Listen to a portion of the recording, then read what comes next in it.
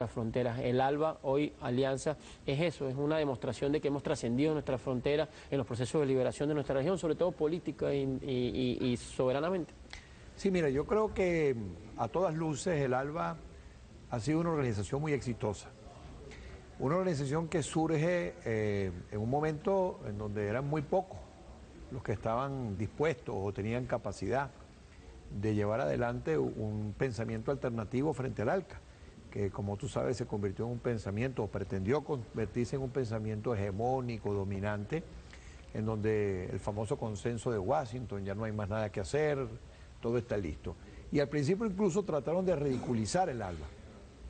Y la historia es que 9 años después es una organización con una presencia internacional y más que, y no solo una presencia, sino un sentimiento internacional.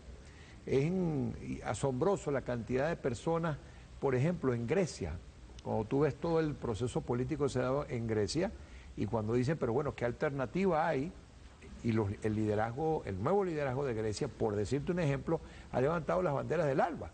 Y uno dice, ahí hay una organización internacional en América Latina que está haciendo algo distinto. Es asombroso que levanten esas banderas del ALBA en Grecia, por decirte solamente un ejemplo. Entonces yo creo, hoy en día incluso el ALBA se reúne recientemente en Bali, en las negociaciones del tratado de la OMC, tuvo una posición muy digna y muy valiente denunciando parte de los intereses que estaban por detrás de ese tratado, en todo lo que ha sido el cambio climático, por ejemplo. Esa del ALBA se ha convertido en una voz alternativa, en un foro de negociación, de diálogo político, que además tiene la flexibilidad y la rapidez de los acontecimientos del mundo contemporáneo.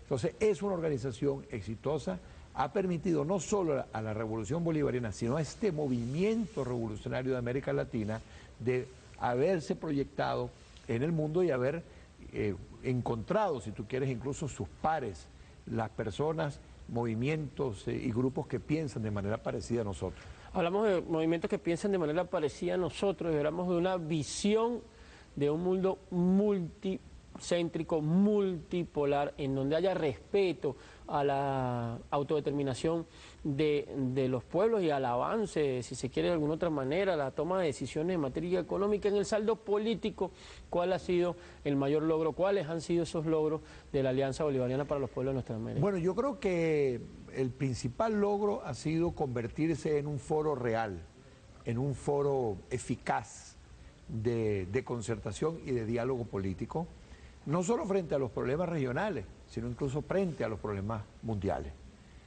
Por ejemplo, hay que reconocer en los momentos más difíciles cuando los cancilleres del ALBA, en ese momento era canciller nuestro presidente Maduro, se reúnen en Siria a denunciar lo que había sido esa componente internacional para atacar al pueblo sirio, por decirte un ejemplo. Yo creo que el principal logro es haber podido constituir un foro de diálogo, de relación directa de los presidentes, con flexibilidad, con rapidez de acción.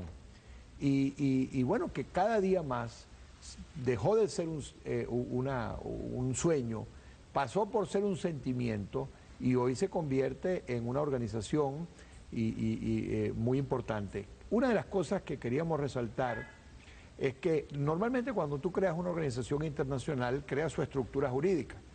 Entonces es el papel. Y después tú dices, vamos a ver entonces cómo esta organización se desarrolla.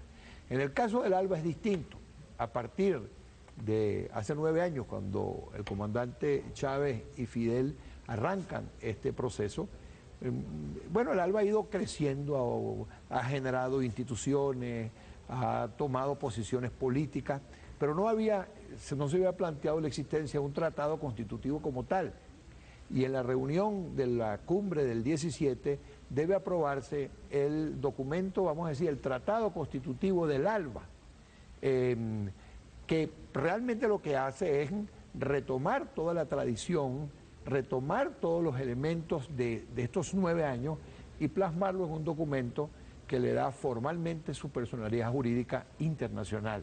Pero es interesante porque, a diferencia de otros organismos, este es un organismo que surge primero de la realidad política, de la acción política, lo que yo creo que le da una fuerza mucho mayor, y ahora era un tema pendiente que se había planteado en muchas cumbres, y yo creo que como un homenaje al legado del presidente Chávez, que como tú sabes fue el gran impulsor conjuntamente con Fidel en sus inicios y después el resto de los presidentes, un homenaje a él, que tengamos ese tratado constitutivo del ALBA en este momento. Usted nos habla de esa acción política que le da nacimiento al ALBA incluso antes de tener un documento constitutivo. El presidente Chávez siempre criticaba la forma como estaban estructuradas las cumbres de este tipo de organismos internacionales, cumbres de la Organización de Naciones Unidas, la cumbre Unión Europea-América Latina. Decía, nosotros